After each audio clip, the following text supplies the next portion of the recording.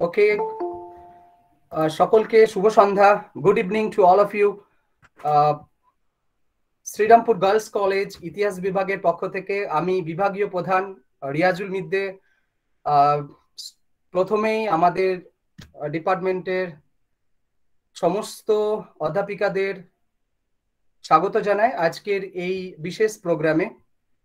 আজকে আমরা সারা দেশ জুড়ে আমাদের দেশের মহান দেশপ্রেমিক সুভাষ চন্দ্র বসুর 126তম জন্ম দিবস পালন করছে সবাই, এবং তারই অঙ্গ হিসেবে আমাদের শ্রীরামপুর গার্লস কলেজের ইতিহাস বিভাগ আজকের এই একটি অনলাইন প্রোগ্রামের আয়োজন করেছে। তো অনলাইন প্রোগ্রামে আমাদের ডিপার্টমেন্টের সমস্ত অধ্যাপিকাদের সঙ্গে সঙ্গেও একই সঙ্গে স্বাগত জানাই আমাদের ইতিহাস বিভাগ first semester, third semester, fifth semester honours student, এবং একই সঙ্গে যারা পাস কোর্সের স্টুডেন্ট আছো তাদেরও স্বাগত জানাই। আমি দেখতে পাচ্ছি অনেকেই জয়েন করেছো, তো সবাইকে অসংখ্য অভিনন্দন জানাই আজকের দিনের এই গুরুত্বপূর্ণ দিনে আজকে উপস্থিত থাকার জন্য। তো আমরা সবাই মোটামুটি জানি, শুরু করছি আজকের এই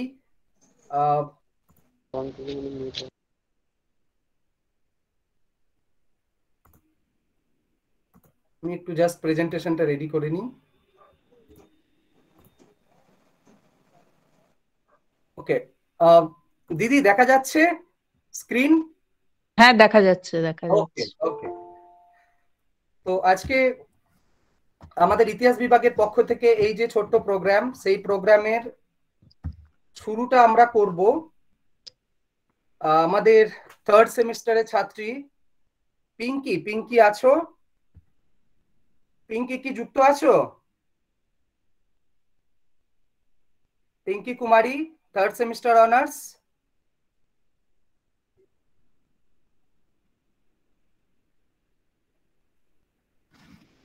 পিঙ্কি কুমারীকে কোনো দেখতে, আচ্ছা অমৃতা এসেছে, অমৃতা আছো মিটিং এ, প্রোগ্রামে আছো? আমাদের ডিপার্টমেন্টের অমৃতা। মেঘলাই? হ্যাঁ আমি আছি। আচ্ছা আচ্ছা, তো পিঙ্কি যাচ্ছে না। পিঙ্কি কুমারী আছে গ্রুপে? হ্যাঁ আছে। পিঙ্কি, পিঙ্কি কি আওয়াজ শুনতে পাচ্ছ আমার?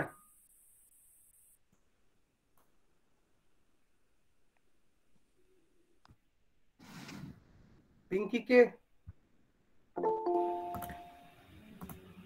ওকে। তো আমরা প্রথমেই জানাই যে আমরা কিছুদিন আগে নোটিশ দিয়েছিলাম বিভাগের পক্ষ থেকে যে তোমরা যে যে বিষয়ে পার্টিসিপেট করতে চাও আমার কাছে নাম পাঠিও। তো তোমরা কিছুজন আমাদের কাছে নাম পাঠিয়েছো, তাদের নাম লিস্ট করা হয়েছে। তো তোমরা সবাই যারা নাম দিয়েছিলে তোমাদের নিশ্চয়ই মনে আছে, সবাই রেডি থেকো, তোমাদের নাম এক এক করে আসবে এবং আমাদের আজকের এই প্রোগ্রামে তোমরা তোমাদের যে প্রস্তুতি করেছো সেটা পরিবেশন করবে। তোমাদের আরেকটি বিষয় জানিয়ে দিই, আমরা এই গোটা প্রোগ্রামটা রেকর্ডিং এর মধ্যে রয়েছে, তাই এমন কোনো কথা, এমন কোনো বিষয় প্রসঙ্গ তুলবে না যাতে করে আমাদের ডিপার্টমেন্ট এবং কলেজের বিষয়ে কোনো রকমের খারাপ ছবি সেটা প্রতিফলিত হয়। তো সেটার দিকে সবাই খেয়াল রাখবে। তো প্রোগ্রাম শুরু করছি। প্রোগ্রামে প্রথমেই রেখেছিলাম পিঙ্কি কুমারীকে। পিঙ্কি তো বুঝতে পারছি না, পিঙ্কি কুমারীর গান দিয়ে শুরু হওয়ার কথা।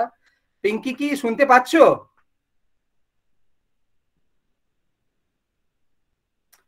নেই, পিঙ্কিকে দেখতে পাওয়া যাচ্ছে না।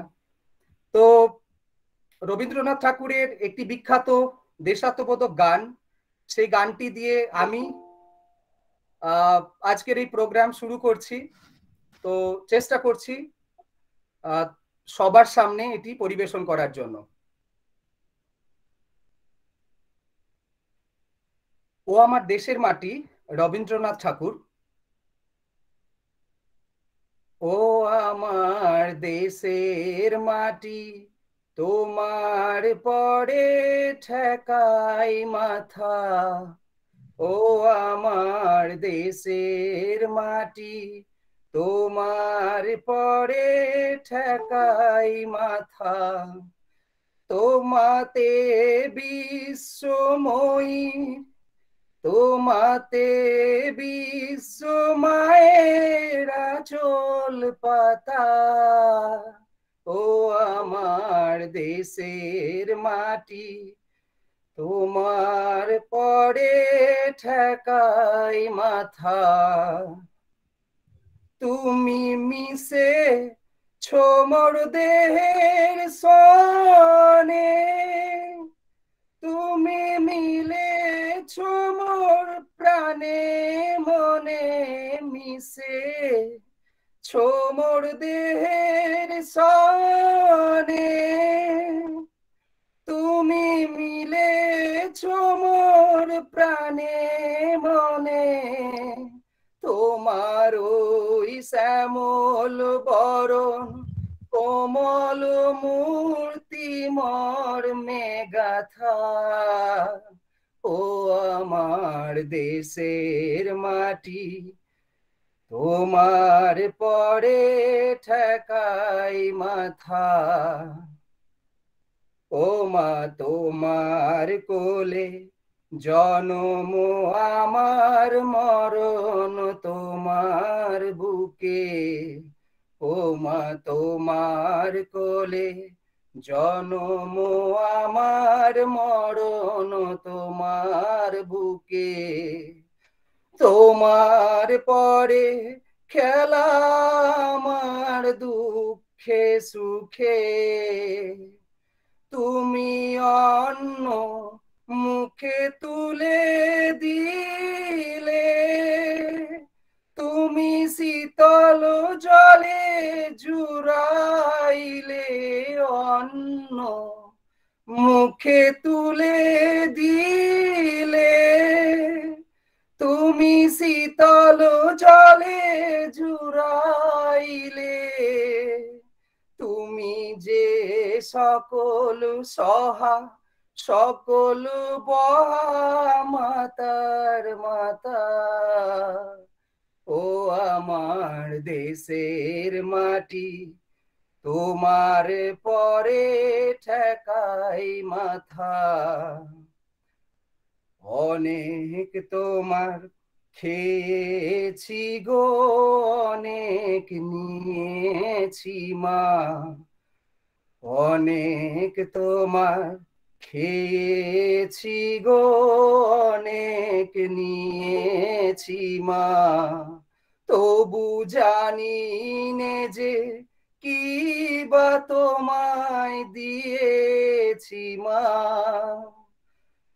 আমার জনম গেল বৃথা কাজে, আমি কাটানো দিন ঘরের মাঝে।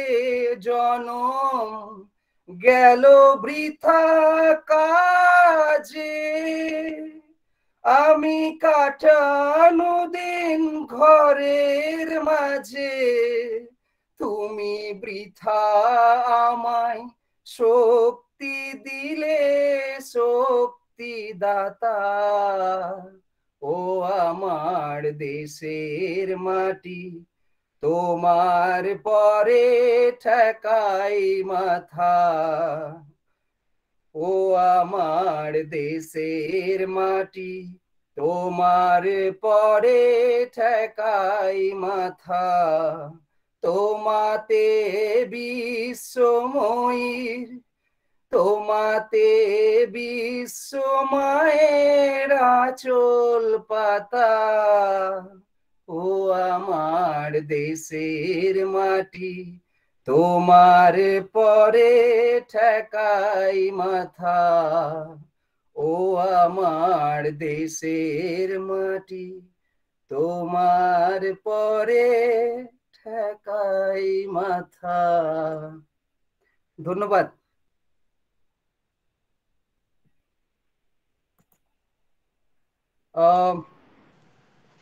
আমরা হ্যালো, হ্যাঁ স্যার, আমরা সবাই মিলিত হয়েছি এমন একটি দিনে, যেদিন গোটা ভারতবর্ষ জুড়ে এমন একজন মানুষ, সেই মানুষ সম্পর্কে আলোচনা করার জন্য, যে মানুষটির জন্য গোটা ভারতবর্ষকে গোটা ভারতবর্ষের স্বাধীনতা সংগ্রামকে বিশ্বের দরবারে যিনি পৌঁছে দিয়েছিলেন, যে ভারতবর্ষ বলে একটি দেশ আছে, দেশটি পরাধীন, সেই পরাধীনতার বন্ধন থেকে মুক্তির জন্য যে মানুষটি তার ব্যক্তিগত জীবন, তার দেশ সবকিছু ছেড়ে তিনি দেশমাতৃকার সেবার জন্য আত্মবলিদান দিয়েছিলেন, সেই নেতাজি সুভাষচন্দ্র বসু। তো নেতাজি সুভাষচন্দ্র বসু সম্পর্কে জানবো তোমাদেরই বান্ধবীর কাছ থেকে, তোমাদেরই ক্লাসমেট, তোমাদেরই ছোট বোন শাবানা পারভিন। তো শাবানা পারভিন 3rd সেমিস্টার অনার্সের স্টুডেন্ট। তো শাবানা পারভিন যদি থাকো, শাবানা পারভিন নেতাজি সুভাষচন্দ্র বসু জন্মদিন সম্পর্কে কিছু বক্তব্য। চলো শাবানা পারভিন, এরপরে শুরু করো। ओके पिंकी, पिंकी हाँ सर। थोड़ा सा वो ऑडियो ऑफ कर दो, तुमको बाद में चांस देते हैं, पहले हम बुला रहे थे तुम आए नहीं इसीलिए ना सर, एक तो प्रॉब्लम होच्छिलो सर। ठीक है अभी ऑफ करो ऑडियो, ठीक है सर, हो गया है, ठीक है बाद में बोलते तुम्हारा नाम, कोई बात नहीं। चलो Shabana Parveen. Yes sir. Okay তোমার পরিচয় দাও, তারপরে শুরু করো। जी सर। सर स्टार्ट कर रहे हैं? हाँ करो करो। Good evening everyone. My name is Savana Parveen and I study in BA second year. First of all, I would like to thank all my respected teachers and friends. Today I want to tell you about Subhash Chandra Bose.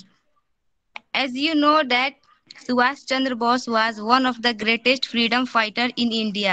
He is famous by the name of Netaji. He gave up his life for his motherland. Netaji Subhash Chandra Bose was born on 23rd January in 1897 in Cuttack. He was a brilliant student who completed his BA Honours in Philosophy in 1918 from the University of Calcutta. He later to England for the further studies. He was selected for the Indian Civil Service, but he did not want to stay in England and serve the British government. So he quit his job and started fighting for the freedom of India.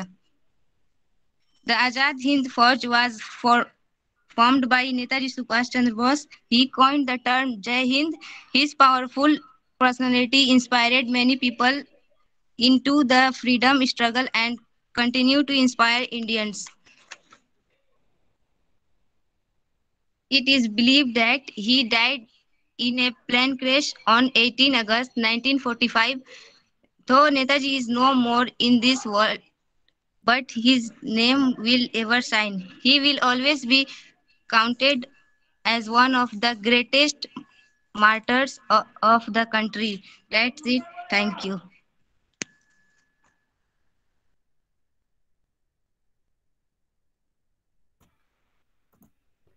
Okay Shabana Parveen को department की ओर से बहुत बहुत बधाई आज के दिन के लिए।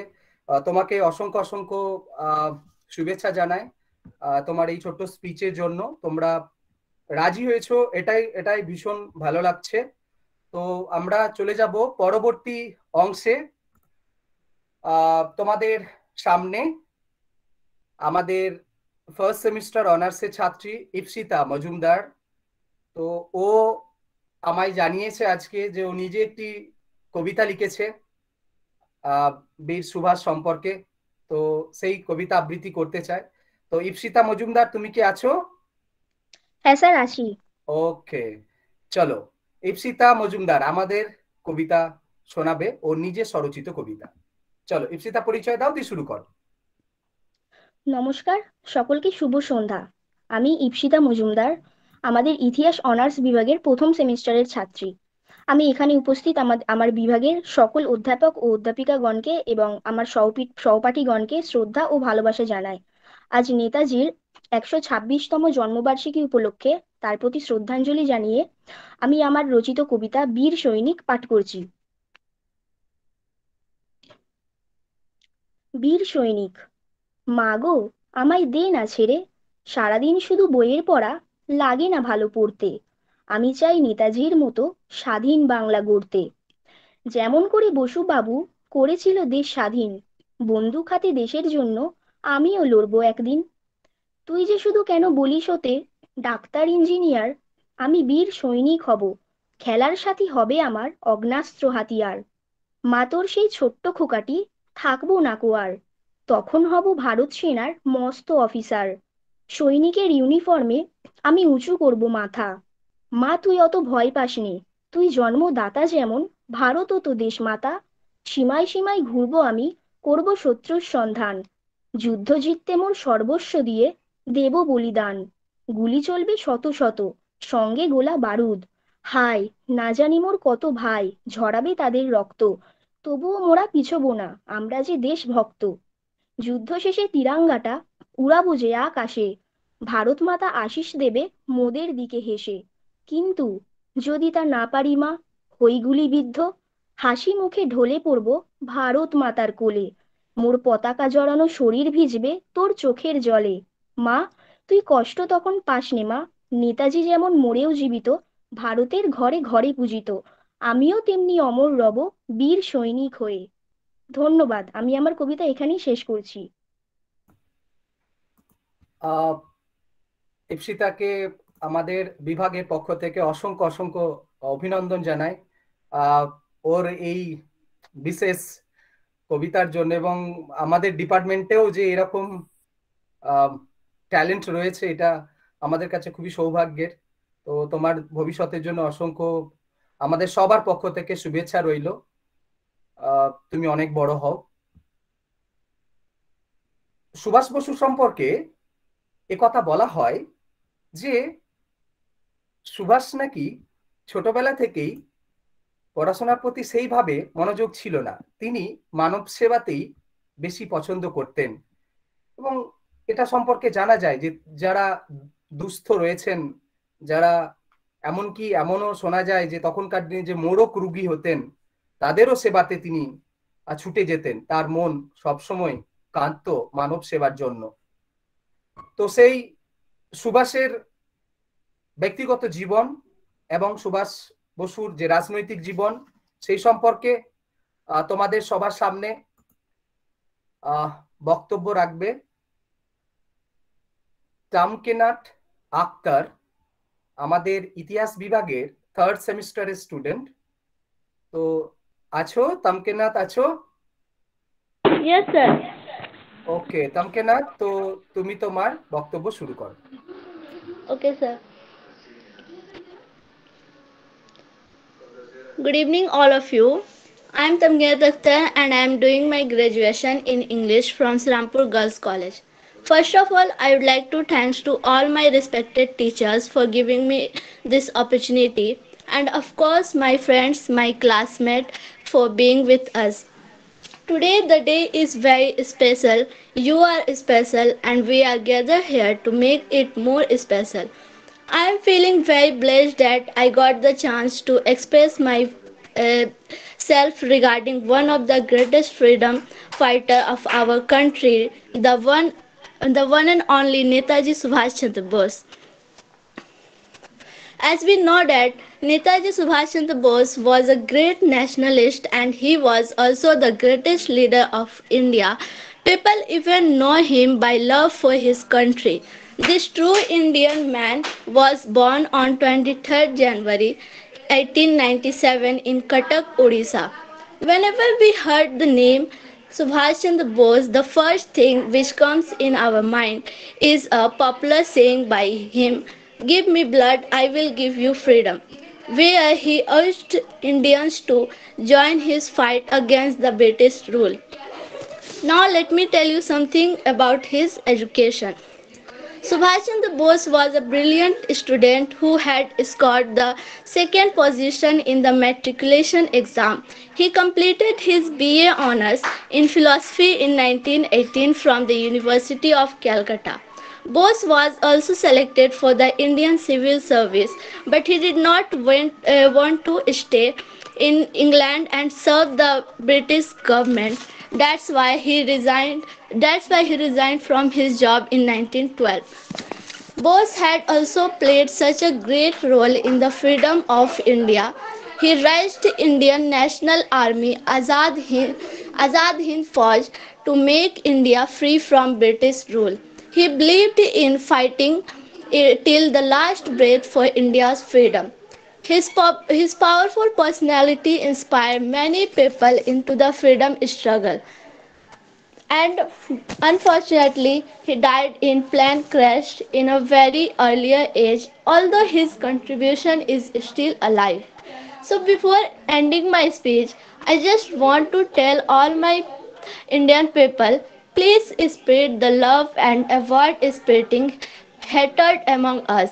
And always remember this brave freedom fighter who sacrificed his life to the nation unconditionally. Only then his soul would get the rest in peace. That's it. Thank you, sir.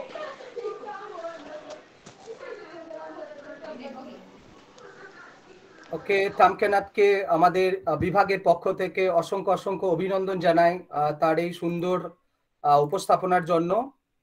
তো আমরা সুভাষ বসু সম্পর্কে বিদ্যালয় জীবন থেকেই অনেক কিছু জেনে আসছি। তো তোমরা যারা 5th সেমিস্টারে পড়ছো তারা তো এরপরে 6th সেমিস্টারে তো ইতিহাস তো বিষয় ডিটেলস আরো পড়বে, এবং যারা ইতিহাস এবং পাস কোর্সে আছো তারা সবাই পড়বে এবং সবাইকে পড়া উচিত। এই সুভাষ বসুর যদি জীবনীটাকে আমরা ভাগ করি, মূলত 3টি পর্যায়ে আমরা বলতে পারি। একটা পর্যায় হচ্ছে যে তার বাল্য জীবন থেকে পড়াশোনার সময়কাল পর্যন্ত, আর একটা সময় হচ্ছে তার রাজনৈতিক জীবন ভারতবর্ষে, এবং আরেকটা সময়কাল যেটি তিনি দেশের স্বাধীনতার জন্য তার সারা জীবনে বাকি জীবনটা তিনি কাটিয়ে দিয়েছিলেন। এই তামকেনাথ কিছুক্ষণ আগে তোমাদের সামনে বক্তব্য রাখলো। তো আমরা আজকে সেই মহান দেশপ্রেমিক সুভাষচন্দ্র বোসের জন্মবার্ষিকী পালন করছি শ্রীরামপুর গার্লস কলেজের ইতিহাস বিভাগের পক্ষ থেকে। তো এরপরে তোমাদের সবার সামনে গান পরিবেশন করবে পিঙ্কি কুমারী। পিঙ্কি, শুরু করো। পিঙ্কি আছো? স্যার আছি। আচ্ছা হ্যাঁ স্যার আছি। আচ্ছা আচ্ছা পিঙ্কি শুরু করো। নমস্কার, আমি সর্বপ্রথম নেতাজি সুভাষচন্দ্রকে প্রণাম জানিয়ে তার 125তম জন্মদিনে, তারপর আমার কলেজের সমস্ত শিক্ষক এবং শিক্ষিকাকে প্রণাম জানিয়ে আমি একটি দেশাত্মবোধক গান করছি। চল রে চল সবে ভারত সন্ধান, মাতৃভূমি করে আহ্বান। চল রে চল সবে ভারত সন্তান, মাতৃভূমি করে আহ্বান। বীর দর্পে পৌরস গর্বে, সাজ রে সাজ সবে দেশের কল্যাণ। বীর দর্পে পৌরস গর্বে, সাজ রে সাজ সবে দেশের কল্যাণ। চল রে চল সবে ভারত সন্তান, মাতৃভূমি করে আহ্বান। চল রে চল সবে ভারত সন্তান, মাতৃভূমি করে আহ্বান। দেশ দেশান্তে যাও রে আনতে নব নব জ্ঞান। সাজ রে সাজ সবে দেশের কল্যাণ, সাজ রে সাজ সবে দেশের কল্যাণ। চল রে চল সবে ভারত সন্তান, মাতৃভূমি করে আহ্বান। পুত্র ভিন্ন মাতৃদৈন্য কে করে মোচন।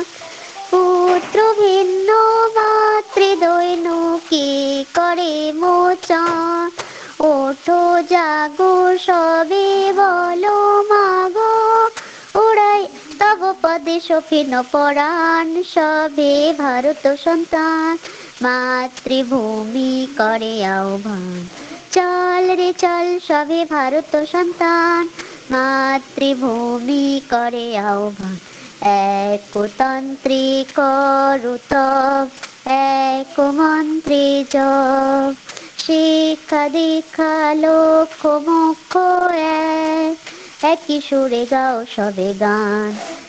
একই তন্ত্রী করু তব, একই মন্ত্রী জপ। শিক্ষা দীক্ষা লক্ষ্য মোক্ষ এক, এক সুরে গাও সবে গান। চল রে চল সবে ভারত সন্তান, মাতৃভূমি করে আহ্বান। দেশ দেশান্তে যাও রে আনতে নব নব জ্ঞান। দেশ দেশান্তে যাও রে আনতে নব নব জ্ঞান। নব ভাবে নব সাহে মাগো, উড়াইয়া একতার তান সভে ভারত সন্তান, মাতৃভূমি করে আহ্বান। চল রে চল সভে ভারত সন্তান, মাতৃভূমি করে আহ্বান। লোকরঞ্জন লোকগঞ্জন না করি বিদ্বান, যাহা শুভ যাহা ধ্রুব এক, তব পদে গাও সুরে গান। চল রে চল সবে ভারত সন্তান, মাতৃভূমি করে আহ্বান। দলা দোলে সবে বলে হিন্দু মুসলমান, দলা দোলে সবে বল হিন্দু মুসলমান। চল রে চল সবে ভারত সন্তান, মাতৃভূমি করে আহ্বান। চল রে চল সবে ভারত সন্তান, মাতৃভূমি করে আহ্বান। নমস্কার।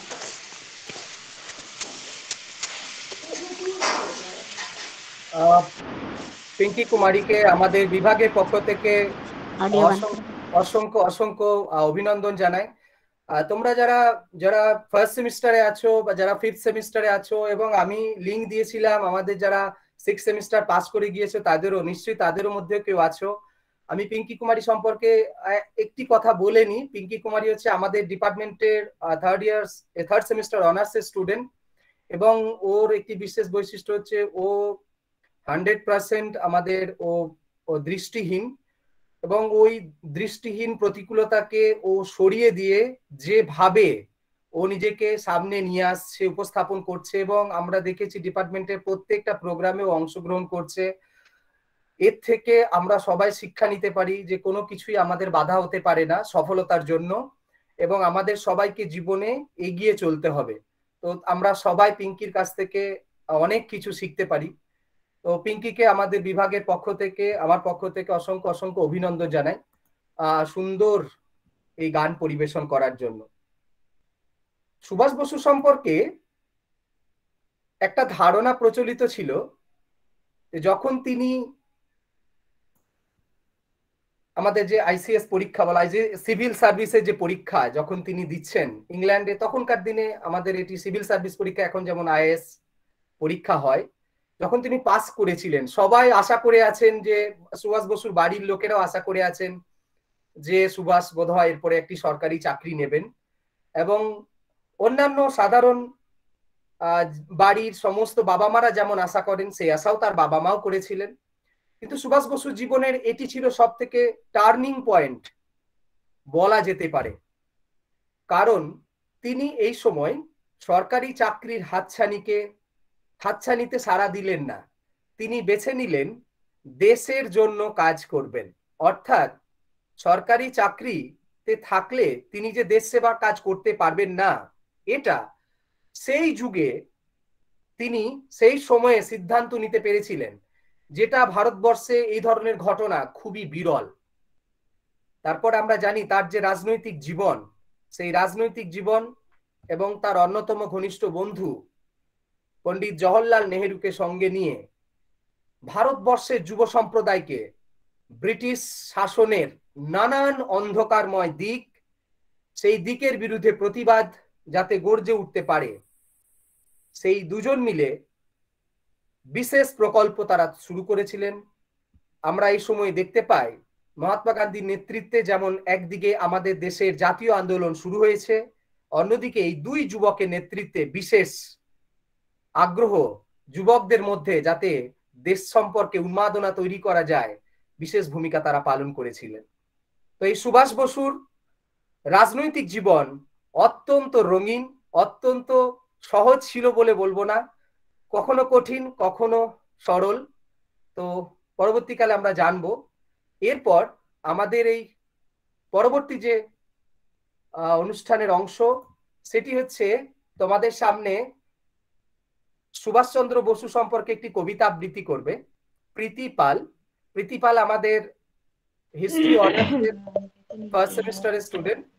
তো ও কবিতা আমি সুভাষ, যার কবি হচ্ছেন শুভ দাশগুপ্ত। তো প্রীতি আছো? হ্যাঁ চলো, স্যার। ওকে প্রীতি, তুমি শুরু করো। নমস্কার, আমি প্রীতি পাল, শ্রীরামপুর গার্লস কলেজের ইতিহাস বিভাগের ফার্স্ট সেমিস্টারের ছাত্রী। নেতাজি সুভাষচন্দ্র বসুর ১২৫তম জন্মবার্ষিকী উপলক্ষে আমার নিবেদন কবি শুভ দাশগুপ্তের লেখা আমি সুভাষ। তোমার পাথরে দিয়েছি মালা, এত মালা এত ফুল, তুমি ঢাকা পড়ে গেছো। তুমি পাথর না হলে রাগ করতে, ৫৬ বছর আগের এক মধ্যরাতে এলগিন রোডের ৩ তলার ঘরে আলো জ্বলছিল। চাদর গায়ের এক ছায়ামূর্তি পায়চারি করছিল অবিরাম। বাইরের রাস্তায় ইংরেজ পুলিশের চর সতর্ক সজাগ চোখে দেখছিল। তার সব সতর্কতাকে বদ্ধ বানিয়ে তুমি তখন অন্ধকার চিরে ছুটে চলেছ আলোর পথে। দেশের মানুষ, কাক পক্ষী কেউ টের পায়নি। তুমি চলে যাবার পর ৫৬টা শীত, বর্ষা, গ্রীষ্ম, উধাও। তুমিও সেই থেকে প্রত্যেক জানুয়ারিতে পৃথিবীর এপাড়া ওপাড়া সব মাটিতে তোমার অনশ্বর পায়ের ছাপ। সব রাইফেলে তোমার বুকের বারুদ, সব কুচকাওয়াজে তোমার স্বপ্নের ছন্দ পরশ পাথরের মতো স্বাধীনতাকে খুঁজেছে। তোমার অন্তরে লুকিয়ে থাকা খ্যাপা, তোমার গন্তব্য ছিল স্বাধীনতা, তোমার পথ ছিল স্বাধীনতা, তোমার স্বপ্ন ছিল স্বাধীনতা, তোমার প্রেম ছিল স্বাধীনতা। তুমি রক্ত চেয়েছিলে স্বাধীনতার জন্য, তুমি তাই পাথর। যারা স্বাধীনতার আড়ালে চেয়েছিল গদি, চেয়েছিল সিংহাসন, ইংরেজের ছেড়ে যাওয়া লুটের রাজ্যপাট, তারা রইল সুখী। ভারতবর্ষের টাকায় তাদের সুখ, তোমার নয়। ভারতবর্ষের অফিসে আদালতে তাদের ছবি, তোমার নয়। ভারতবর্ষের সংবিধানে তাদের শৈশাবুত, তোমার নয়। ইংরেজ গরিব মানুষকে পায়ের নিচে রাখত, আমরা বড়লোকদের মাথায় করে রেখেছি। স্মাগলার কিংবা ডাকাতকে জোর হাতে সভাপতির আসনে আহ্বান করেছি। ইংরেজ দেশের ধন সম্পত্তি লুট করত, আমরা দেশটাকে বেচে দিচ্ছি। ইংরেজ দিয়েছে চাবুক, লাঠি, গুলি, আমরা দিয়েছি মস্তান, মাফিয়া, নেতা আর বুলি। ইংরেজ দিয়েছে কালাপানি, সেলুলার জেল, আমরা দিয়েছি টিভিতে সুপারহিট মোকাবিলা আর আইনসভায় আয়ারাম গয়ারামের খেল। ৫৬ বছর আগের এক মধ্যরাতে পরাধীন এই দেশ ছেড়ে তুমি চলে গিয়েছিলে স্বাধীন এক স্বদেশে ফিরে আসার স্বপ্ন নিয়ে। তুমি ফিরে আসনি, স্বাধীনতা এসেছে। তার কাঁধে ঝুলি ভরে নিয়ে এসেছে ভোট নামক রাষ্ট্রযজ্ঞ, গণতন্ত্র নামক চিরায়ত মাৎসন্যায়, প্রগতি নামক লোক ঠকানো স্ট্যাটিস্টিক, সংহতি নামক বিস্ফোরণের চুরমার, ঐতিহ্য নামক মন্দির মসজিদের ঝগড়া, আর সমুদ্র হিমাচল ভরিয়ে দেয়া ভাষণ ভাষণ আর ভাষণ। ৫৬ বছর ধরে তুমি পাথর হয়ে আছো। ৫৬ বছর ধরে ভারতবর্ষ অধীর অপেক্ষায় কান পেতে আছে। ইথার তরঙ্গে কবে হঠাৎ শোনা যাবে স্বাধীনতার নিজস্ব কণ্ঠস্বর। আমি সুভাষ বলছি। ধন্যবাদ।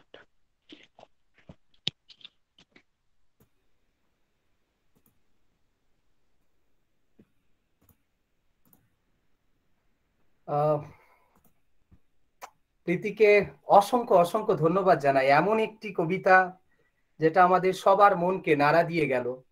আমাকে তো বটে, এখানে যারাই আছেন, যারাই তোমরা স্টুডেন্ট আছো, সবাইকে সুভাষ বসুর সেই আত্মত্যাগকে মনে করিয়ে দিয়ে দেয়। সুভাষ বসুর রাজনৈতিক জীবন খুব একটা সুখের হয়নি। সব সময় কোথাও না কোথাও যেন বাধা আর বাধা। দুবার কংগ্রেসের সভাপতি নির্বাচিত হয়েছেন নিয়মকে ভেঙে দিয়ে। তখনকার দিনে জাতীয় কংগ্রেসের যে সভাপতি নির্বাচন, কখনো এটা দেখা যায়নি যে পরপর দুবার কেউ একজন কংগ্রেসের সভাপতি হচ্ছেন। কিন্তু জনগণের যে আগ্রহ, তার দেশ সেবার প্রতি যে তার আত্মত্যাগ, তার কঠিন দৃঢ় যে সিদ্ধান্ত জনগণের কাছে এতটাই জনপ্রিয় করে তুলেছিল যে দ্বিতীয়বারের জন্য সুভাষ বসু জাতীয় কংগ্রেসের সভাপতি নির্বাচিত হয়েছিলেন। এই দ্বিতীয়বার যখন সভাপতি নির্বাচিত হন, তখন থেকেই কোনো না কোনো জায়গায় শুরু হয়ে গেল সেই দুই বিখ্যাত মানুষের মনের বিভেদ। সেই দুই বিখ্যাত মানুষ, একজন হলেন আমাদের জাতির জনক মহাত্মা গান্ধী, আর একজন সুভাষচন্দ্র বসু। পার্থক্যটা তোমাদের বলি, তোমরা ক্লাসে হয়তো পড়বে, কিন্তু সুভাষ বসুর রাজনৈতিক জীবনের এই দুটো রাস্তা, হয় তাকে মহাত্মা গান্ধীর সঙ্গে যুক্ত হয়ে মহাত্মা গান্ধীর নেতৃত্বে মহাত্মা গান্ধীর যে আদর্শ, অহিংস এবং সত্যবাদী যে পথ এবং আবেদন নিবেদনের যে পথ, সেই পথকে মেনে নেওয়া, না হয় তিনি চান অ্যাকশন, যেটাকে কার্যকরী ভূমিকা এখনই চাই, এবং সেটাকে করতে গেলে চাই আত্মবলিদান। সে আত্মবলিদান দিতে তিনি প্রস্তুত। এই সময়ে যখন আমাদের দেশে ভীষণ বড় বড় জনসভা হচ্ছিল, এরকম রেকর্ড আছে যে কোনো কোনো জায়গায় জনসভাতে সুভাষ বসুর যে আদর্শ নিয়ে তিনি তার কথা বলছেন, যে ভারতবর্ষের স্বাধীনতা কোন পথে আসবে, মহাত্মা গান্ধীর যে পথ, সেই পথ হলে অনেক দেরি হবে, আর সুভাষ বসু যেটা চাইছেন অত দেরি না। তাদের কাছে একটা সুযোগ এসেছে, সেই সুযোগটা হচ্ছে দ্বিতীয় বিশ্বযুদ্ধ। আমরা জানি অক্ষশক্তি মিত্র শক্তির যে যুদ্ধ, যে লড়াই, সেই লড়াই সুভাষ মনে করেছিল যে আমাদের কাছে সুবর্ণ সুযোগ এসেছে, সেই সুযোগকে আমাদের হাতছাড়া করা উচিত না। তো পপুলারিটির দিক দিয়ে জনগণ, সেই সময় আমাদের দেশে জনসাধারণ প্রচুর ভিড় করতেন সুভাষের জনসভায়, প্রচুর ভিড়। তার সংখ্যা বিভিন্ন রিপোর্টে আছে, বিভিন্ন বিদেশি সাংবাদিকদের রিপোর্টে, যে বক্তব্য শোনার জন্য সুভাষ কি বলছেন। সেই হচ্ছে সুভাষ বসু। এবং আমরা জানি এই সুভাষ বসুর এত অ্যাক্টিভ কার্যকলাপ ব্রিটিশ সরকারের কুনজরে চলে আসে, এবং যে দেশ সেবার কাজের জন্য সুভাষ বসু তার ব্যক্তিগত কেরিয়ারকে আত্মবলিদান দিয়েছিলেন, দুর্ভাগ্যের বিষয় নানান ঘটনা পরম্পরায় তাকে জাতীয় কংগ্রেসের সেই দল থেকে অপসারিত করা হয়েছিল।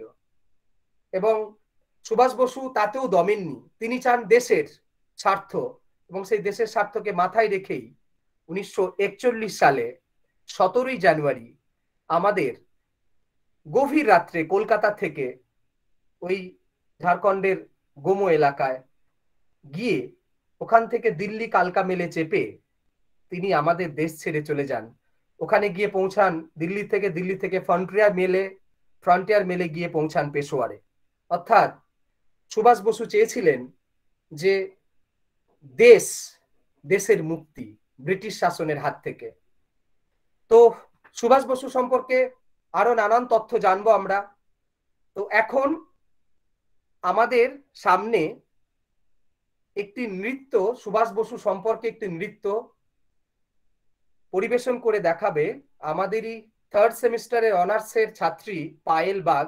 ও এটি রেকর্ডিং করা নৃত্য আজ সকালে আমায় পাঠিয়েছে। তো আমরা সবাই পায়েলের নৃত্যকে উপভোগ করি।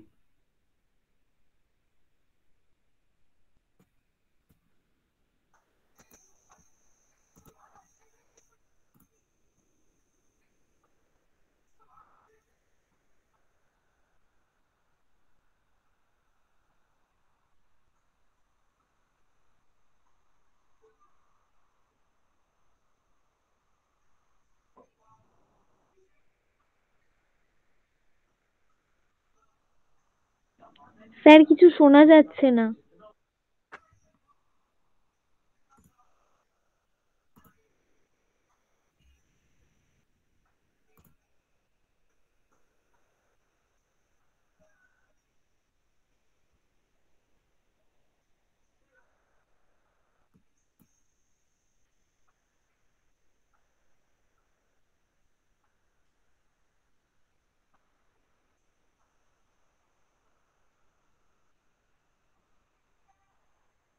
सर आवाज नहीं आ रहा।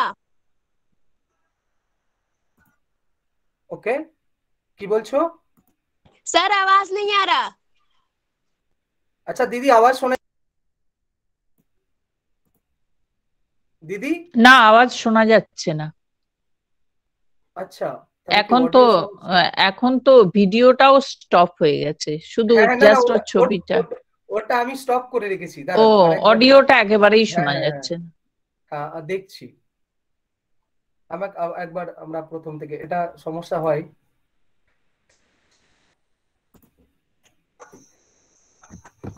এবার শোনা যাচ্ছে? হ্যাঁ, শোনা যাচ্ছে। ওকে ওকে।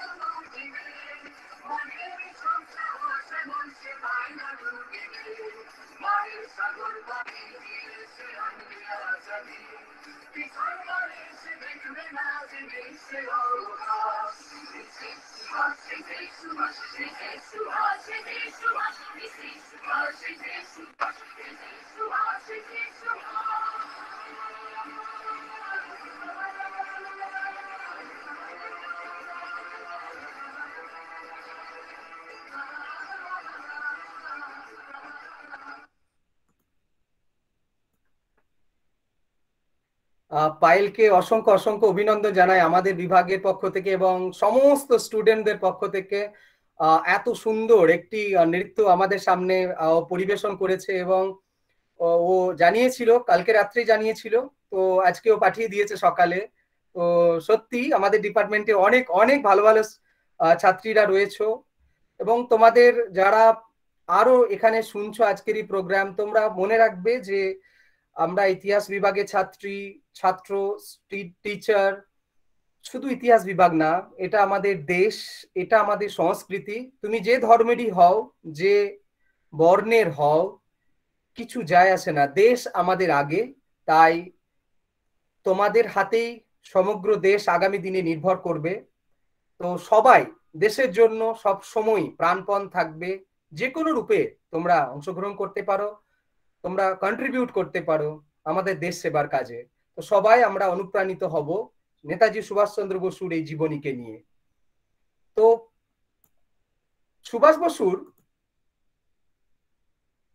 অরল্যান্ডো মাটসেটো এই নাম নিয়ে গল্প আমরা জানি যে উনি পেশোয়ার থেকে রাশিয়ার উদ্দেশ্যে যাচ্ছেন।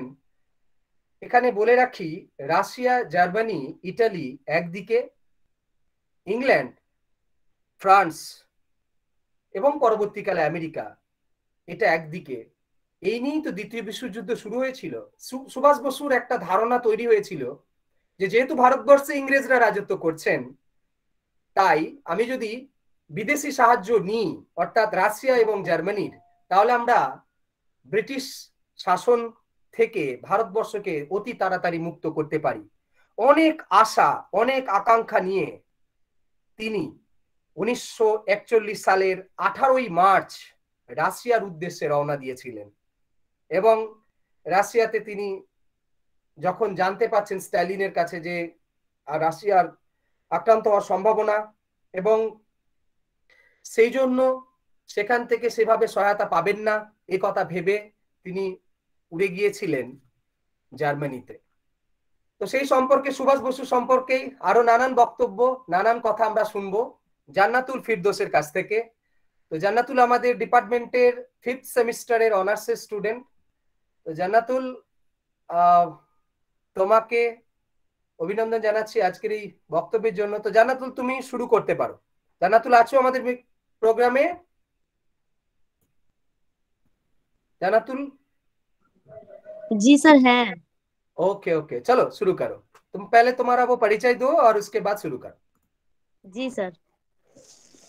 Good evening, respected teachers and all my dear friends.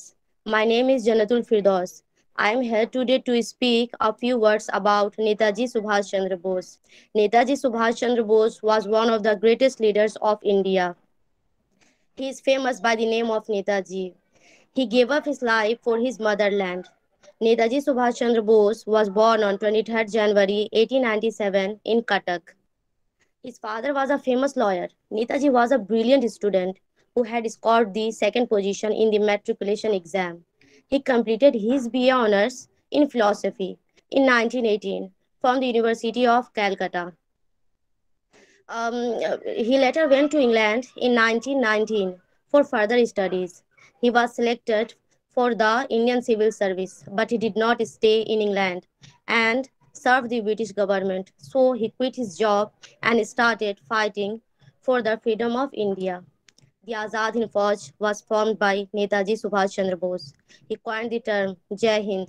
His charisma and powerful personality inspired many people into the freedom struggle and continues to inspire Indians.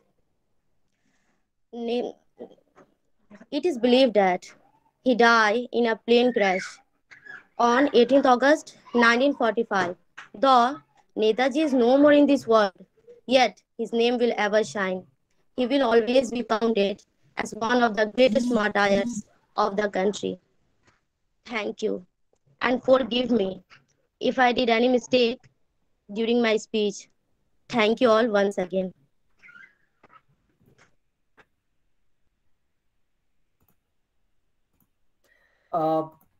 फिरदौस को बहुत बहुत बधाई आज के स्पीच के लिए। तो ওকে আমাদের বিভাগের পক্ষ থেকে সবার পক্ষ থেকে অভিনন্দন জানাই। কিছু ইন্টারেস্টিং তথ্য আমাদের সামনে দিয়েছে, যে আমরা জানতে পারলাম আজাদ হিন্দ ফৌজের গঠন প্রসঙ্গে। তো যেখানে ছিলাম আমরা, এইমাত্র ফিরদৌসের কথা থেকে জানতে পারলাম যে নেতাজি যে বর্ণময় জীবন, তিনি রাশিয়া গিয়েছেন এবং রাশিয়াতে সাহায্য পাবেন না বলে জার্মানিতে এসে পৌঁছেছেন। আর আমরা জানি সেই জার্মানির বিখ্যাত নেতার সঙ্গে তিনি দেখা করতে চাইছিলেন, সেই হিটলারের সঙ্গে, সেই আডলফ হিটলারের সঙ্গে। আমরা যা ইতিহাস জানি সেটা হচ্ছে হিটলারের সঙ্গে দেখা করার পর তিনি সেভাবে সহায়তা যে পাবেন না এটা তিনি বুঝতে পেরেছিলেন, যার জন্যই সেখান থেকে তিনি যাত্রা শুরু করেছিলেন জাপানের উদ্দেশ্যে। বিশ্বের ইতিহাসে এটা একটা বিরল ঘটনা ছিল। 1943 সালের 9 ফেব্রুয়ারি তার অন্যতম বিশ্বস্ত সহযোগী আবিদ হাসানকে সঙ্গে নিয়ে জার্মানি থেকে ডুবোজাহাজে প্রায় 3 মাস, কয়েক হাজার মাইল যাত্রাপথ ডুবোজাহাজে অতিক্রম করে তিনি 13ই মে পৌঁছেছিলেন জাপানে। আর এই জাপানেতেই অপেক্ষা করছিলেন দক্ষিণ পূর্ব এশিয়ার, ভারতবর্ষের স্বাধীনতা সংগ্রামের জনক বলা হয় সেই বিখ্যাত বীর রাসবিহারী বসু। সেই রাসবিহারী বসুর হাত থেকেই দায়িত্ব নিয়েছিলেন আজাদ হিন্দ ফৌজের। এবং তারপরে সেই আজাদ হিন্দ ফৌজের কার্যকলাপ আমরা কম বেশি বিদ্যালয়তে এবং আমাদের স্কুল কলেজ জীবনে পড়েছি। তারপরে শুরু হয়েছিল বিদেশে থেকে ব্রিটিশ প্রশাসনের বিরুদ্ধে লড়াই। তো এরপরের যে প্রোগ্রাম, শুভশ্রী ঘোষ আমাদের সামনে আবৃত্তি করে শোনাবে। শুভশ্রী 5th সেমিস্টার অনার্সের ছাত্রী। ও যে কবিতাটি আবৃত্তি করবে প্রায় নেতাজি, কবি শুভ্রা ঘোষ। তো শুভশ্রী, আছো আমাদের সঙ্গে? হ্যাঁ স্যার। ওকে শুভশ্রী, চলো শুরু করো। হ্যাঁ স্যার। নমস্কার, আমি শুভশ্রী ঘোষ। নেতাজি সুভাষচন্দ্র বসুকে বিনম্র প্রণাম জানিয়ে আমার আজকের নিবেদন কবি শুভ্রা ঘোষের প্রিয় নেতাজি। প্রিয় নেতাজি, অনেকদিন ধরেই তোমাকে চিঠি লিখবো ভাবছিলাম, কিছুতেই আর হয়ে উঠছিল না। আজ কোনো একটা ঘটনার নিরিখে তোমাকে চিঠি লিখতে বসলাম। ছেলেবেলায় আমাদের দোতলার ড্রয়িং রুমে তোমার ছবি, জন্মদিনে পেতাম বই, সেখানেও তুমি। বাবার গল্পে তোমারই বীরত্ব, দেখতে দেখতে, শুনতে শুনতে ক্রমে আমিও তোমার ভক্ত। বাবা বলতেন ইন্ডিয়ার আর একজন নেতাজির দরকার ছিল। মা গাইতেন বীর সুভাষের মহান দেশ। দাদু বলতেন ছেলেটাকে ওরা শেষ করে দিল। ঠাম্মার চোখে তখন আঁচলের খুঁ। এসবের মধ্যে বড় হওয়া আমিও তেমন একটা ঘোরের মধ্যে থাকতাম। ভাবতাম পারতে, তুমি সব পারতে, যদি আর একবার একবার আমাদের মধ্যে তোমাকে পেতাম। আজ উত্তর 40-এও আমার একই ঘোর, তুমিই পারতে। কেননা দেশের মাটিতে দেশপ্রেমের মতো জোরালো একটা ঝাঁকুনি দেবার মতো ক্ষমতা তখন আর কারো ছিল না। এখনো আছে কি? তোমার হারিয়ে যাবার পর দেশে কত কমিশন বসেছে, ভারতের পূর্ব পশ্চিম উত্তর দক্ষিণে। কোনো পীর, কোনো সন্ত, কোনো দয়ালু বৃদ্ধকে দেখে ভুল করেছে সবাই, ছুটে গেছে তুমি মনে করে, কিন্তু ফিরেছে মাথা নেড়ে। তবু তোমাকে পাবার আশায় বুক বেঁধেছে। তুমি তো শুধু বসুবাড়ির নও, গোটা ভারতবর্ষের মণিকোঠার হীরা, যার আলোর শুদ্ধতা কালোকে সাদা করতে পারে। এই বিশ্বাসে ভরপুরই তো সবাই ভেবেছিল তুমি আসবে, আসবেই, কিন্তু এলে না। কেটে গেল অনেকগুলো বছর, পেরিয়ে এলাম জীবনের অনেক কলিখুঁচি। তুমি এখন বিমানবন্দরে, সভা সমিতিতে, রিসার্চ ব্যুরোতে, এমনকি ছেলের নামকরণেও। শুধু হৃদয় যেন তোলা দেয় না। জানো, তোমার জন্মদিনটা এখন সবাই ছুটির দিন বলে আয়েশ করে উপভোগ করে। আর ছেলেরা, তারা তো এখন দেশের থেকে বিদেশের খবরই বেশি রাখে। আর মেয়েরা, তারাও স্বাধীনতার ভেলায় চড়ে হতচকিত। শুধু মাটিটা কাঁদে, সেই কান্না যেন ভূমিকম্প, খরা, এলিনো, বন্যা হয়ে চারিদিক ভাসিয়ে দেয়। এখন অভিমান করে শুয়ে থাকবে রেনকোজিতে। আজ যখন ঘাড়ের ওপর AK-47 এর নিঃশ্বাস, রক্তের হোলি খেলা, ধর্মের জিগিরে, তখন শোনাও সেই আওয়াজ, আমি সুভাষ বলছি। মেয়েটা দৌড়ে এসে বলবে, মা, মা দেখো উনি আসছেন। পাশের বাড়ির মেসোমশাই ডাকবেন জানালা দিয়ে, বৌমা, আমি বলিনি উনি ফিরে আসবেন। খোলা জানালার ধারে দাঁড়াবেন মায়েরা, তাদের ডান হাতে শঙ্খ, বাঁ চোখে জল। নদী হবে উত্তাল, নৌকা বেসামাল, পরাণে মাছিও চেঁচাবে, উনি আসতেছে। সবুজ মাঠে শিশুদের হাতে পতাকার দোলা, উনি আসছেন, উনি আসছেন, উনি ফিরে আসছেন। তোমার হারিয়ে যাওয়া জন্মদিনের ভিতর থেকে উঠে আসুক আর একটা 23-এ। আজ স্বাধীনতার ঠিক আগের মুহূর্তে এসে দাঁড়িয়ে তোমাকে আমার এই চিঠি। প্রণাম নিও, ভালো থেকো নেতাজি, প্রণাম নিও। নমস্কার।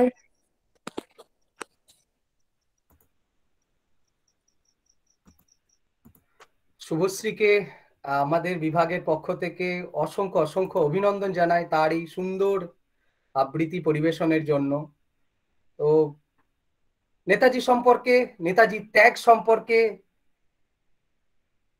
আমরা ছোটবেলা থেকে সবাই জেনে আসছি। আমরা কিছুক্ষণ আগে জানলাম নেতাজি পৌঁছেছিলেন জাপানে, এবং রাসবিহারী বসু তাকে দায়িত্ব দিয়ে দিয়েছিলেন আজাদ হিন্দ ফৌজের। আর এই আজাদ হিন্দ ফৌজকে সামনে রেখেই তিনি শুরু করেছিলেন সেই বিখ্যাত তার উদ্দেশ্যকে পূরণ করার জন্য ভারতের স্বাধীনতা। এবং তার যে ইচ্ছা, সেই ইচ্ছা হচ্ছে বিদেশি সাহায্য ছাড়া ভারতবর্ষের স্বাধীনতা অনেক দেরি হয়ে যাবে। তাই জাপান সরকারের সহযোগিতায় তার সেই যাত্রাপথ শুরু হয়েছিল এবং জাপান সরকারকে তিনি কথা দিয়েছিলেন এবং অন্যান্য যে সমস্ত বিদেশি রাষ্ট্ররা এই আজাদ হিন্দ ফৌজ এবং যে সরকার তৈরি করেছিলেন বিদেশে সুভাষ বসু, যে আমার এই লড়াইয়ে আমার প্রচুর অর্থ প্রয়োজন, এই অর্থ আমি আপনাদের কাছ থেকে ধার হিসেবে নেব। যেদিন ভারতবর্ষ স্বাধীন হয়ে যাবে, যেদিন ভারতবর্ষে স্বাধীন সরকার গঠন হয়ে যাবে, আমি সেই টাকা আপনাদের সব ফিরিয়ে দেব। অর্থাৎ কারোর কাছে তিনি ঋণী থাকতে চাননি। সেই সময় আজাদ হিন্দ ফৌজের গঠনের জন্য প্রচুর টাকা পয়সা, প্রচুর তহবিলের প্রয়োজন হয়ে পড়েছিল। আর আমরা জানি যে জাপান সরকার আন্দামান নিকোবর দ্বীপপুঞ্জ সুভাষ বসুর হাতে দিয়ে দিয়েছিলেন এবং শহীদ এবং স্বরাজ্যের নাম সেই সুভাষ বসুরই দেওয়া। আর এই সিঙ্গাপুরের এই তহবিল সংগ্রহের সময় তার সেই বিখ্যাত স্লোগান আমরা লক্ষ্য করেছিলাম যে তোমরা আমায় রক্ত দাও, আমি তোমাদের স্বাধীনতা দেব। এবং দেশের যারা বাইরে থাকতেন দক্ষিণ পূর্ব এশিয়ার সবার কাছে এবং সমস্ত মা বোন সবার কাছে আবেদন জানিয়েছিলেন যে আপনারা আমাদের এই লড়াইয়ে যে যেমন পারবেন সহায়তা করুন, কারণ অর্থের খুবই প্রয়োজন। আমরা জানি যে নেতাজির এই লড়াই সেই বিখ্যাত স্লোগান দিয়ে শুরু করেছিলেন, দিল্লি চলো। সেই দিল্লি চলোর স্লোগান, যার উদ্দেশ্য ছিল দিল্লিকে ব্রিটিশ শাসন মুক্ত করা। ঘটনা পরম্পরা এবং দুর্ভাগ্য, আমাদের দেশের দুর্ভাগ্য এবং বিশ্বযুদ্ধের যে প্রেক্ষাপট, সেই প্রেক্ষাপটের করুণ পরিণতি, জাপান সরকারের সহায়তা তিনি পাননি। সেই সময় যখন 18ই মার্চ বার্মা সীমান্ত ক্রস করে আজাদ হিন্দ ফৌজ জাপানি সেনাবাহিনীর সহযোগিতায় ভারতবর্ষে প্রবেশ করেছিল, সেই 14ই এপ্রিল আমাদের মণিপুরের যে মৈরাং এলাকা আজাদ হিন্দ ফৌজের নিয়ন্ত্রণে এসে গিয়েছিল এবং তখন একটা বার্তা দিল্লিতে এসে পৌঁছেছিল যে আমাদের দেশের স্বাধীনতা সংগ্রামীদের কাছে, এবং একই সঙ্গে সঙ্গে সেই বার্তা এসে পৌঁছেছিল ব্রিটিশ সরকারের কাছে যে এরপর বোধহয় আর থাকা সম্ভব নয়। কিন্তু বিশ্বযুদ্ধের প্রেক্ষাপট এমন ভাবে ঘুরে যায় যে জাপান সরকার আর সহায়তা করতে রাজি ছিলেন না। একই সঙ্গে সঙ্গে বলা হয় প্রাকৃতিক পরিবেশের কারণে, খারাপ আবহাওয়ার কারণে এবং খাবার সংকট, নানান রোগ, নানান বিষয়ের কারণে জাপানের সেনাবাহিনী তাদেরকে আজাদ হিন্দ ফৌজকে একা ছেড়ে দেয় এবং ব্রিটিশ সরকার তখন খোঁজ করতে শুরু করেন সুভাষ বসুর। আর কিছুক্ষণ আগেই আমরা জানতে পারলাম ফিরদৌস বা যারা বক্তব্য রাখলো তাদের কাছে যে জাপানের যে পিছিয়ে আসার কারণ ছিল ওই 6 এবং 9 আগস্ট পরমাণু বোমার বিস্ফোরণ। তো কিছুটা মনে হয় জাপানেরও কিছু করার ছিল না। আমরা সবাই জানি যখন ব্রিটিশ সরকার সুভাষ বসুকে এরপর গ্রেপ্তার করার চেষ্টা খুঁজে বেড়াচ্ছেন, গ্রেপ্তার করবেন এবং তার সমস্ত অনুগামীরা তাকে আবেদন জানাচ্ছেন তিনি যেন ছেড়ে চলে যান। সুভাষ বসু যেতে চাননি। বলা হয় এটা তদন্তের বিষয় এবং এই নিয়ে নানান বিতর্ক আছে যে সেই বিখ্যাত দিনের কথা 1945 সালের 18ই আগস্ট, এই যে বিমান দুর্ঘটনার কথা, সেই বিতর্কিত বিষয়ে আমরা মন্তব্য করতে চাই না। আমরা শুধু এটুকু মনে রাখতে চাই যে সুভাষ বসুর এই আত্মবলিদান ব্রিটিশ সরকারের ভিতকে কাঁপিয়ে দিয়েছিল এবং তারপরেই তো মহাত্মা গান্ধী সিদ্ধান্ত নিয়েছিলেন যে করেঙ্গে ইয়া মরেঙ্গে, সেই ভারত ছাড়ো আন্দোলনের স্লোগান। তো সুভাষ বসুর জন্মদিন আজকে আমরা পালন করছি ডিপার্টমেন্টের পক্ষ থেকে। এখন আমরা প্রায় অনুষ্ঠানের শেষের দিকে এসে গিয়েছি। তো আমরা আমাদের বিভাগীয় সমস্ত ম্যাডামদের কাছ থেকে ছোট ছোট বক্তব্য শুনতে চাই তোমাদের উদ্দেশ্যে। তো প্রথমে দিদিকে দিয়ে শুরু করতে চাই, নন্দিতা কুন্ডু, আমাদের ডিপার্টমেন্টের অভিভাবক। তো নন্দিতা দি, আপনাকে অনুরোধ জানাচ্ছি আমাদের ছাত্রীদের উদ্দেশ্যে আপনার মূল্যবান বক্তব্য পরিবেশন করার জন্য। দিদি।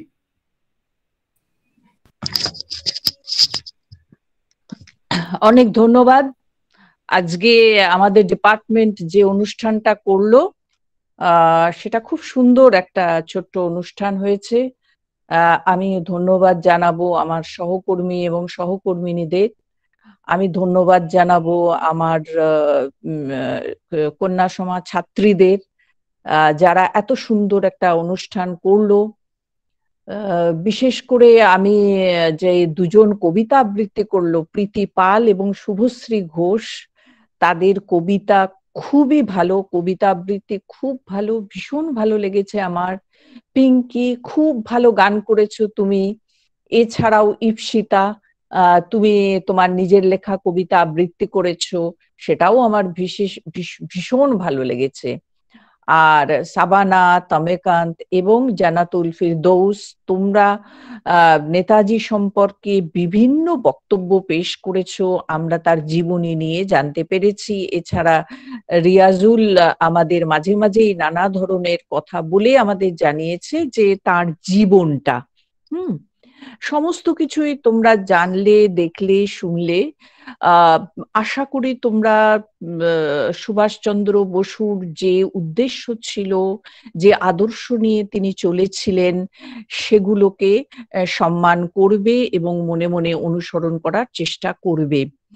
স্যার তোমাদের যে কথাটা বলছিলেন, সেই কথাটা আমিও তোমাদের বলি, যে যার নিজের মতো করে চেষ্টা করো সুভাষকে অনুসরণ করার, সুভাষচন্দ্র বসুকে অনুসরণ করার। এবং এক্ষেত্রে আমাদের ভারতবর্ষের কিন্তু অনেক সমস্যা আছে। দেখো, স্বাধীনতা আমরা অর্জন করেছি, কিন্তু অনেক সমস্যা আছে। যে সমস্যাগুলো 1929 সালে সুভাষচন্দ্র তার লাহোরের ছাত্র সম্মেলনের একটা বক্তৃতায় বলেছিলেন যে this freedom implies not only emancipation from political bondage but also equal distribution of wealth, abolition of caste barriers and social inequalities, and destruction of communalism and religious intolerance. তোমরা দেখো, এই প্রত্যেকটা কথা এখন ভারতবর্ষের কাছে, প্রত্যেকটা সমস্যা কিন্তু একটা জ্বলন্ত সমস্যা। তোমরা জানো যে আমাদের এখানে সম্পদের যে বৈষম্য সেটা রয়েছে, তোমরা জানো যে জাতিভেদ এখানে রয়েছে, তোমরা জানো যে এখানে সামাজিক বৈষম্য রয়েছে, আর্থিক বৈষম্যের পাশাপাশি এটাও তোমরা জানো যে সাম্প্রদায়িকতা এখানে সাংঘাতিকভাবে রয়েছে। শুধু তাই না, যে ধর্মে যে অসহিষ্ণুতা, সেই জিনিসটাও রয়েছে। অর্থাৎ 1929 সালে নেতাজি সুভাষ যেটা বলেছিলেন, সেটার সেই সমস্যা কিন্তু আমাদের কাছেও রয়েছে।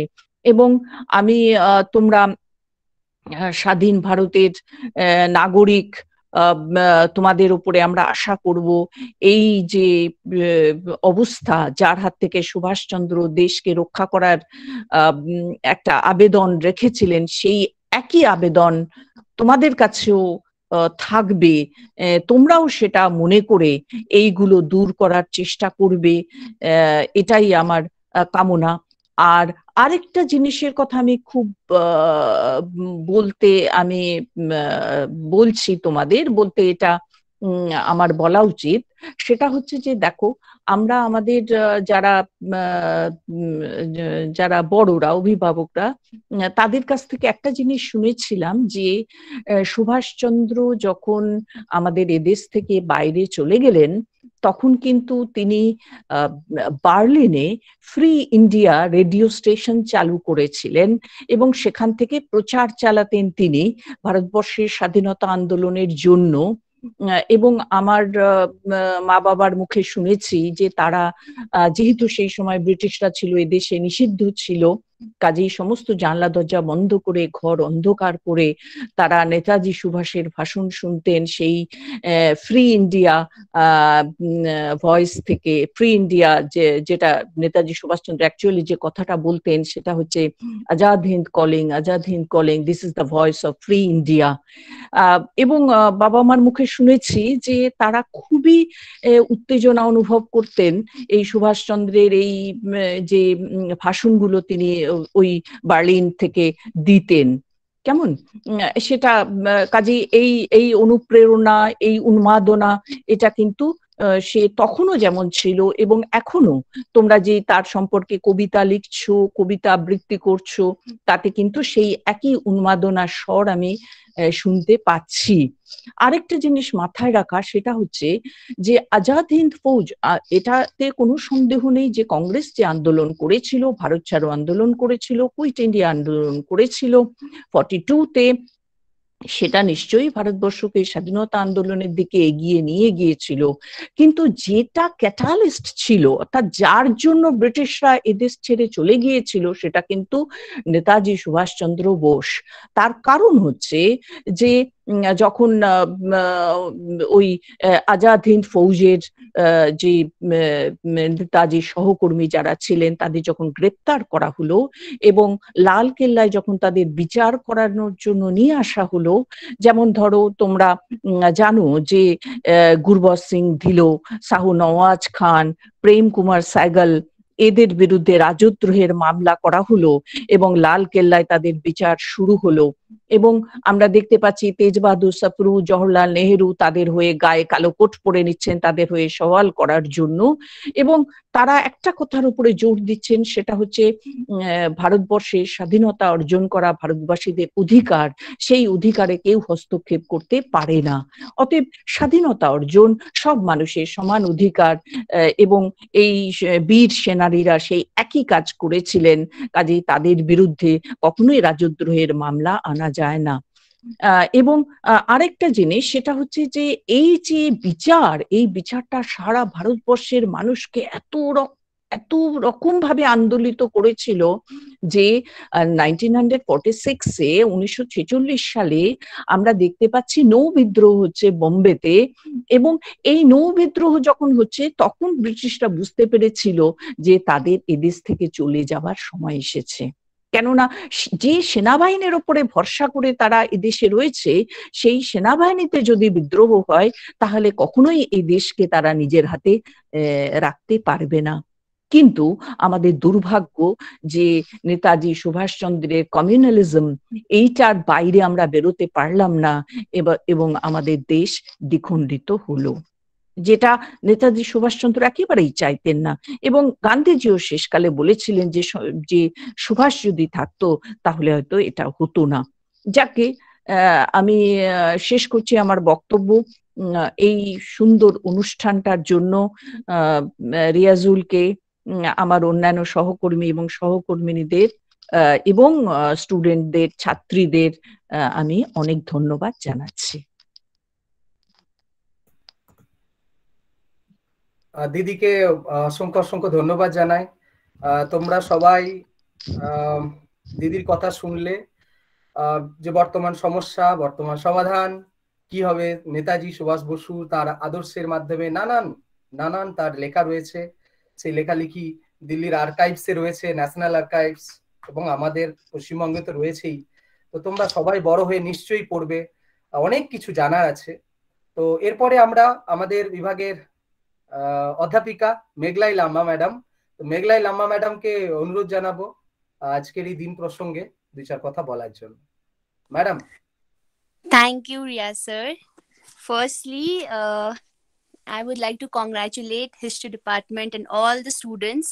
And thank you so much, HOD of our department, Riyaz sir, Nandita ma'am, Amrita di, and all the students.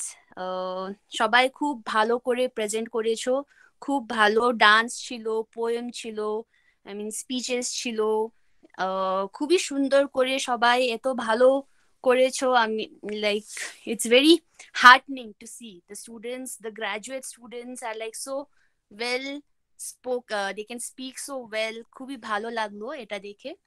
তো আমার বেশি কিছু বলা নেই। রিয়া স্যার, নন্দিতা ম্যাম তো খুব ভালো করে বলে দিয়েছেন। জাস্ট এইটুকুই বলা আছে কি সবাই আমাদের এভরিডে ডেইলি লাইফে আমরা ছোট ছোট মানে ডেইলি ডিউটিস গুলো আমরা করতে পারি। ওইটুকু করলেই মানে অনেকটা সোসাইটির জন্য বা আমাদের ফ্যামিলির জন্য খুব সুযোগ হয়ে যায়, খুব হেল্প হয়ে যায়। আমরা মানে duty towards your parents, towards your society, এইটুকু করলেই মানে অনেক কিছু আমরা হেল্প করতে পারি for the nation. Not everybody can be a freedom fighter.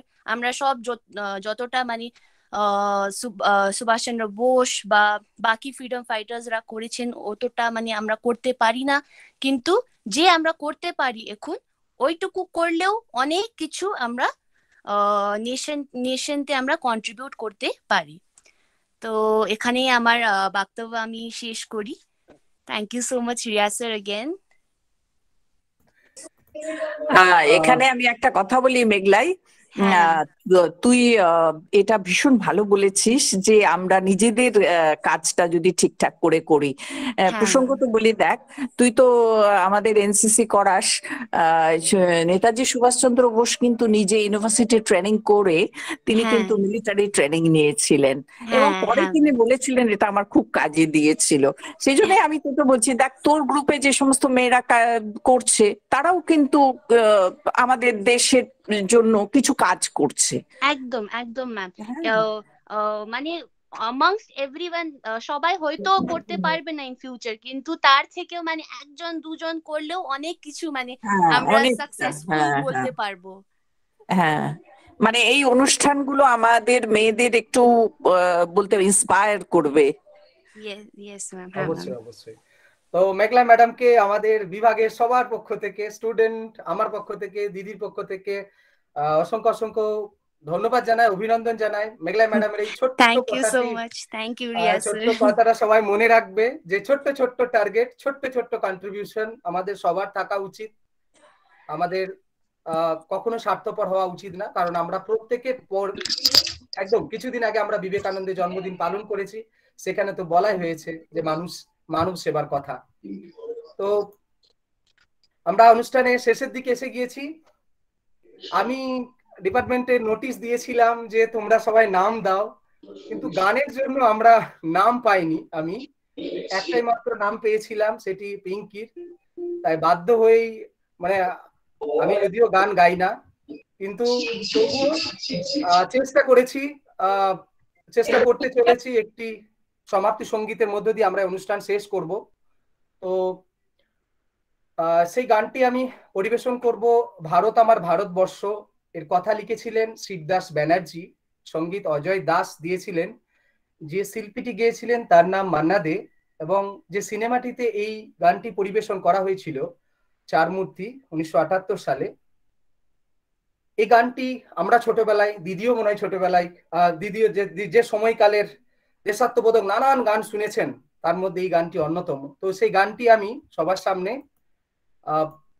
পরিবেশন করে সবাইকে শোনাচ্ছি। ভারত আমার ভারতবর্ষ, স্বদেশ আমার স্বপ্ন গো, তোমাতে আমরা লোভিয়া জন্ম, ধন্য হয়েছি ধন্য গো। ভারত আমার ভারতবর্ষ, স্বদেশ আমার স্বপ্ন গো, তোমাতে আমরা লোভিয়া জন্ম, ধন্য হয়েছি ধন্য গো। কিরীট ধারিণী তুষার শৃঙ্গে সবুজে সাজানো তোমার দেশ, তোমার উপমা তুমি তোমার উপমা তুমি তোমার রূপে নাহি তো শেষ। সঘন গহন তমসা সহসা নেমে আসে যদি আকাশে তোর, হাতে হাত রেখে মিলি একসাথে আমরা নিব নতুন ভোর। ভারত আমার ভারতবর্ষ, স্বদেশ আমার স্বপ্ন গো, তোমাতে আমরা লোভিয়া জন্ম, ধন্য হয়েছি ধন্য গো। শক্তি দায়িনী দাও মা শক্তি, ঘুচাও দীনতা ভীরু আবেশ, আধার রজনী ভয় কি জননী, আধার রজনী ভয় কি জননী, আমরা বাঁচাবো এ মহাদেশ। রবীন্দ্রনাথ বিবেকানন্দ বীর সুভাষের মহান দেশ, নাহি তো ভাবনা করি না চিন্তা, হৃদয়ে নাহি তো ভয়ের লেশ। ভারত আমার ভারতবর্ষ, স্বদেশ আমার স্বপ্ন গো, তোমাতে আমরা লোভিয়া জন্ম, ধন্য হয়েছি ধন্য গো, ধন্য হয়েছি ধন্য গো, ধন্য হয়েছি ধন্য গো। থ্যাংক ইউ, ধন্যবাদ সবাইকে, অসংখ্য অসংখ্য ধন্যবাদ। ইতিহাস বিভাগের প্রধান হিসেবে আমরা একবারে শেষে চলে এসেছি আজকের এই নেতাজি সুভাষ বসু জন্মবার্ষিকী পালন অনুষ্ঠানে। ইতিহাস বিভাগের প্রধান হিসেবে আমি প্রথমেই ধন্যবাদ জানাবো দিদিকে আজকে অনুষ্ঠানে উপস্থিত থাকার জন্য। অমৃতা কি আছো? অমৃতা নেই মনে হচ্ছে, তো আমায় বলেছিল থাকতে পাবে না।